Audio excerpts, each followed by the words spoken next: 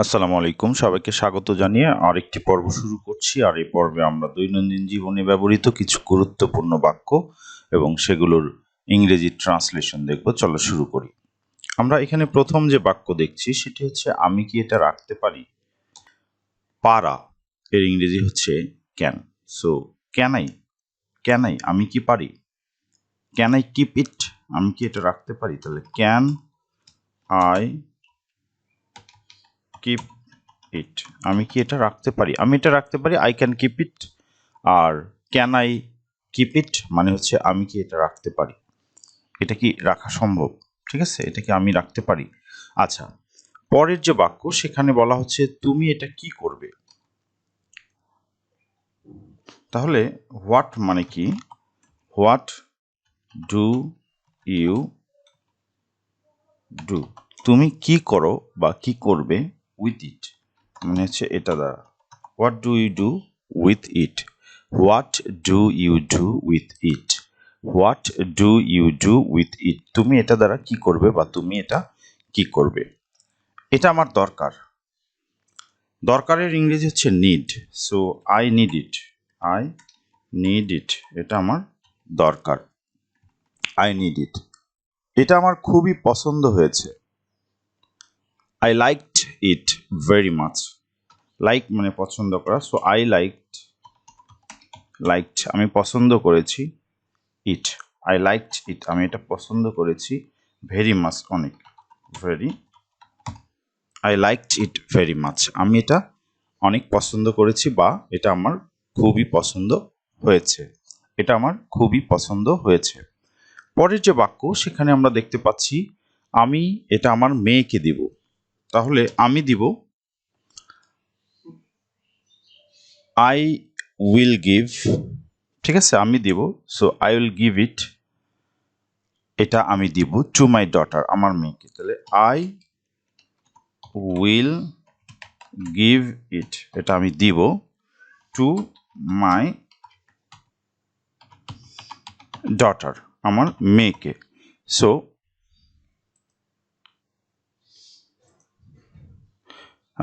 এটা আমার মেয়েকে দিব, I will give it to my daughter, I will give it আমি এটা দিব, টু মাই ডটার আমার মেয়েকে।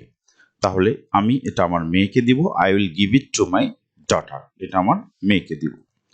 এটার জন্য কত টাকা দিতে হবে, কত টাকা দিতে হবে মানে হচ্ছে হাউ মাচ। টাকার ক্ষেত্রে আমরা মাছ ব্যবহার করি কারণ টাকাটা uncountable noun. How much money, ঠিক আছে, how much money will I pay, অথবা আমরা সিম্পলি হাউ মাচ বলতে পারি, how much will I pay for it, pay for for it, এটার জন্য কত দিব, অথবা আমরা বলতে পারি how much money will I pay for it, আমি এটার জন্য কত টাকা দিব।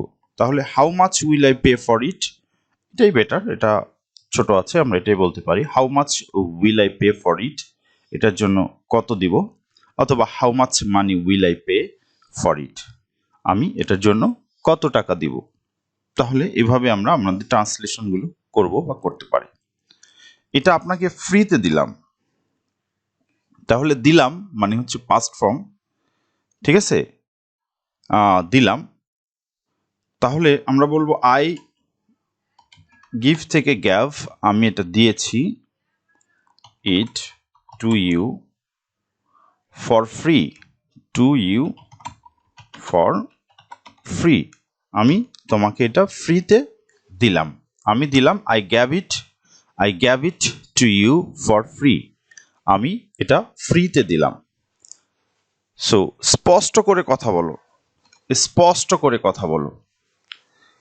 তাহলে কথা বলা হচ্ছে স্পিক, সো স্পিক ক্লিয়ারলি মানে হচ্ছে স্পষ্ট করে কথা বলো, স্পিক স্পিক ক্লিয়ারলি মানে হচ্ছে স্পষ্ট করে কথা বলো, স্পিক ক্লিয়ারলি। তোমার কথা বোঝা যায় না, তোমার কথা বোঝা যায় না, তাহলে সেক্ষেত্রে আমরা বলবো আই ডোন্ট আন্ডারস্ট্যান্ড ইউ, আমি তোমাকে বুঝতে পারি না, ঠিক আছে, তোমার কথা বোঝা যায় না মানে হচ্ছে I don't understand understand you, আমি তোমাকে বুঝতে পারি না। তোমার কথা বোঝা যায় না মানে হচ্ছে আই ডোন্ট আন্ডারস্ট্যান্ড ইউ, আমি তোমাকে বুঝতে পারি না। এরপরে আরো উচ্চ স্বরে বলো, আরো একটু উচ্চ স্বরে বলো। তাহলে সে ইট লিটল লাউডার, বলবো সে ইট বলো, সরি সে ইট বলো লিটল লাউডার, মানে হচ্ছে একটু উচ্চ করে, a little লাউডার, একটু উচ্চ স্বরে বলো। say it a little louder, say it a little louder, একটু উচ্চ স্বরে বলো মানে আরেকটু জোরে বলো আর কি, লাউডলি বলো। একটু নরম করে বললে ভালো হয়, একটু নরম করে বললে ভালো হয়। a little softer is better, বলবো a little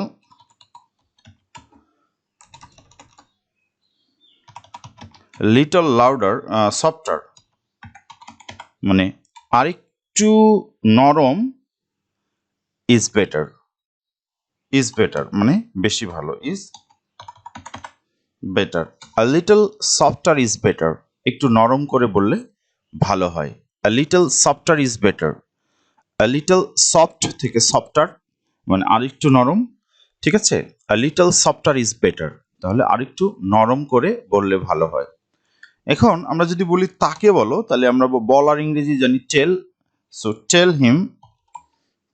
হিম, তাকে বলো। তার মাকে বলো, টেল হার মাদার, টেল হার মাদার, টেল হার মাদার, তার মাকে বলো বা তার বন্ধুকে বলো।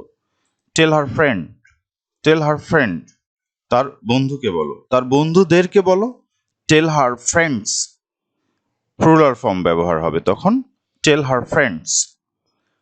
বা টেল হিজ, আমরা যদি পুরুষ হয় তাহলে হিজ বলবো, টেল হিজ ফ্রেন্ড, টেল হিজ মাদার, ঠিক আছে।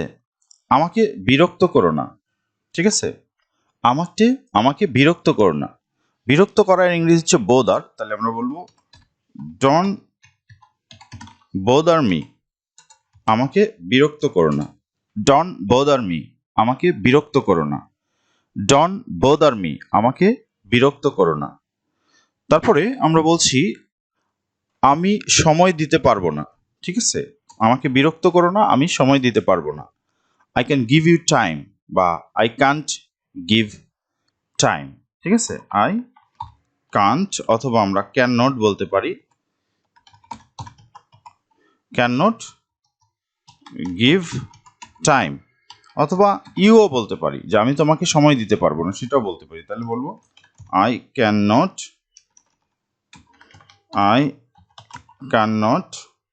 বা ক্যান্ট গিভ ইউ টাইম, আমি তোমাকে সময় দিতে পারবো না। I can not give you time অথবা আই ক্যান্ট গিভ টাইম, আমি সময় দিতে পারবো না।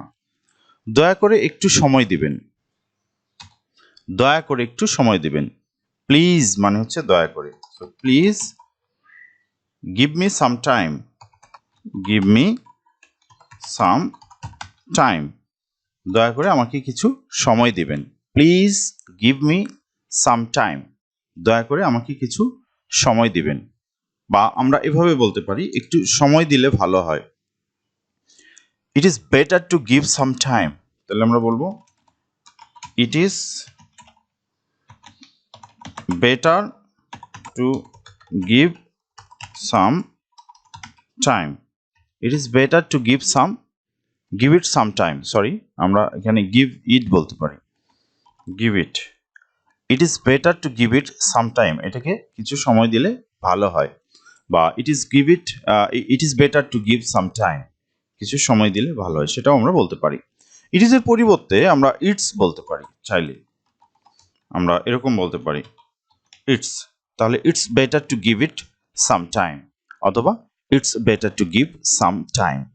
এভাবে আমরা আমাদের দৈনন্দিন জীবনে ব্যবহৃত খুবই গুরুত্বপূর্ণ বাংলা বাক্যের ইংরেজি ট্রান্সলেশন করতে পারি এবং আমরা ইংরেজি কমিউনিকেশনের ক্ষেত্রে সেগুলো ব্যবহার করতে পারি। এবং আমাদের জন্য এটা খুবই গুরুত্বপূর্ণ যে আমরা যখন প্রতিদিন কমিউনিকেশন করব, তখন কিছু না কিছু ইংরেজি যেটা আমরা জানি বা অলরেডি জেনেছি, যেটা আমরা পারবো সেটাকে হ্যাবিচুয়েট করা।